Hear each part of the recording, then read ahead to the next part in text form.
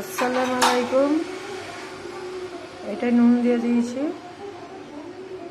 এবারে হলুদ দেবো। এটা লাইলেন টিকার মাছ, পুরো মশলা মাখিয়ে তেলে ছাড়বো।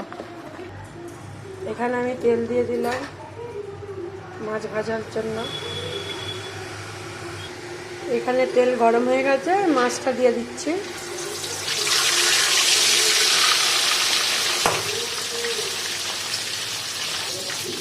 মাছ ভাজা হয়ে গেছে, পেঁয়াজটা দিয়ে দিই। আদা রসুন বাটা একসাথে মিক্স করা দিয়ে দিচ্ছি। আলু পটল কেটে রাখা ধুয়ে দিয়ে দিচ্ছি তেলে।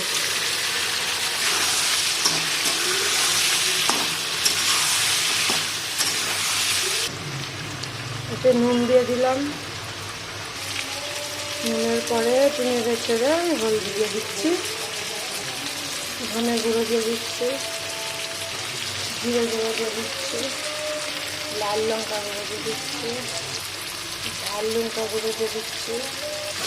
এইভাবে নেড়ে চেড়ে একটু পানি দেবো। এখানে একটু পানি দিয়ে দিচ্ছি, নাহলে মশলা পুড়ে যাবে।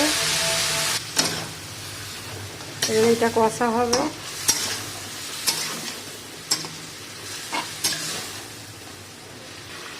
এটা কষে কষে পানিটা পুরো মরে যাবে, তারপরে আমি আবার পানি দিয়ে চাপা দিয়ে দেবো। ফুটে উঠলে তারপরে মাছ দিয়ে দেবো। এই পানিটা পুরো মরে গেছে, তেল একদিকে মশলা একদিকে হয়ে গেছে। এটা আমার কষা হয়ে গেছে, এতে এবারে পানি দিয়ে দেবো।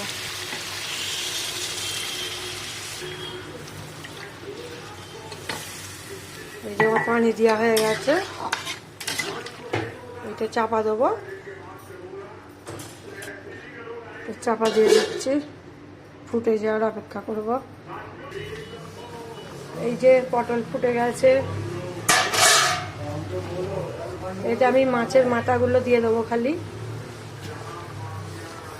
মাছ, রান্না মাছ কেউ খেতে চায় না, তাই জন্য মাছের মাথাগুলো খালি দেবো। ভাজা মাছ রেখে দিয়েছি।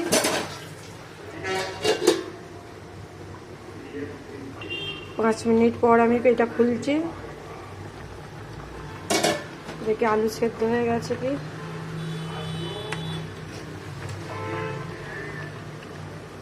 আলু একটু বাকি আছে, এখন সেদ্ধ হয়নি। চাপা দিয়ে দিচ্ছি। এবারে দেখি হয়ে গেছে কি।